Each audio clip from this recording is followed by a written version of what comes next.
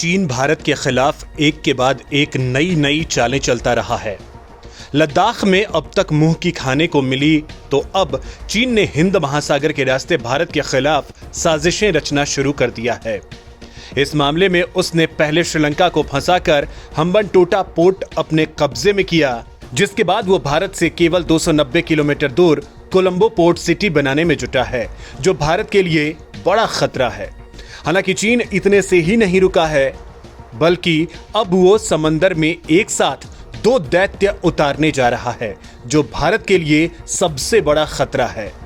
चीन का पहला दैत्य है टाइप 003 एयरक्राफ्ट कैरियर और दूसरा दैत्य है अंडर वाटर AI रोबोट, जो किसी भी दुश्मन देश के लिए सबसे बड़ा खतरा है।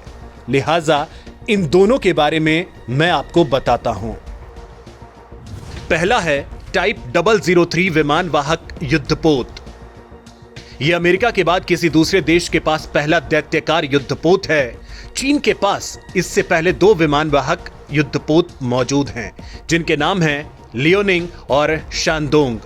चीन का यह तीसरा युद्धपोत हालांकि अभी तैयार ही हो रहा है, लेकिन इसने भारत समेत दुनिया की नींद उड़ा रखी है, क्योंकि चीन इस युद्धपोत के बाद 2 और विमान वाहक पोत चाइनीज कैरियर बैटल ग्रुप्स में शामिल करने जा रहा है।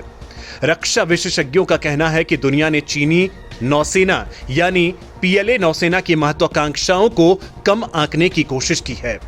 हालांकि भारतीय नौसेना जानती है कि चीन का तीसरा विमान वाहक पोत हिंद प्रशांत क्षेत्र में अस्थिरता पैदा कर सकता है। इस पोत की बात करें तो यह 85,000 से अधिक टन का हो सकता है, जिसमें इलेक्ट्रोमैग्नेटिक एयरक्राफ्ट लॉन्च सिस्टम होगा, जिससे पोत अधिक ईंधन और हथियारों के साथ विमान को लॉन्च कर सकता है। इसके साथ ही इसमें हवाई रडार, पनडुब्बी रोधी वॉरफेयर और एरियल रिफ्यूलिंग जैसी सुविधाएं मौजूद होंगी। ऐसा कहा जा रहा है कि चीन आने वाले 10 साल में 5 विशालकाय एयरक्राफ्ट कैरियर के साथ हिंद महासागर में अपना प्रभुत्व जमाने की कोशिश करेगा। वहीं अन्य पोतों की बात करें तो लियोनिंग के मुकाबले शानडोंग को काफी बड़ा माना जाता है, जिस पर 36 लड़ाकू विमान भी आ सकते हैं, जबकि लियोनिंग की क्षमता 24 लड़ाकू विमान की है।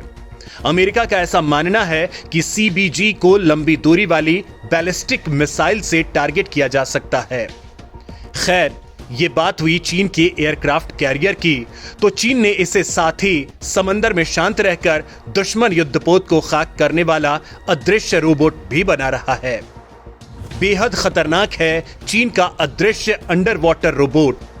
चीन पानी में रहने वाला आर्टिफिशियल इंटेलिजेंस से लैस रोबोट बना रहा है, जो समुद्र में छिपकर दुश्मन देश के जहाजों पर टारपीडो से हमला कर सकता है। हैरान करने वाली बात यह है कि इस काम के लिए रोबोट को इंसान के मार्गदर्शन की भी जरूरत नहीं पड़ेगी। इन मानव रहित अंडर वाटर व्हीकल्स को दशकों पहले किए गए प्रयोगों में शामिल किया गया था। प्रयोग के दौरान यह डमी सबमरीन को ढूंढने और उस पर टारपीडो से हमला करने में कामयाब रहे। डेली मेल की रिपोर्ट के अनुसार चीन ने प्रयोग ताइवान स्ट्रेट पर किए हैं, जिसमें UUV को समुद्र तल के 30 फीट नीचे गहराई में भेजा गया, जिसमें पता चला कि UUV ने सबमरीन को खोजने, टारगेट पर निगरानी करने के बाद बिना हथियार के डमी कर टारपीडो से हमला किया। UUV ने डाटा के लिए ऑनबोर्ड सेंसर का इस्तेमाल किया था, जिसका कंप्यूटर के जरिए विश्लेषण किया गया ताकि टास्क को पूरा किया जा सके। इस प्रयोग का जिक्र 2010 में हार्बिन इंजीनियरिंग यूनिवर्सिटी के शोधकर्ताओं ने एक पेपर में किया था, जिसे बीते हफ्ते ही सार्वजनिक किया गया।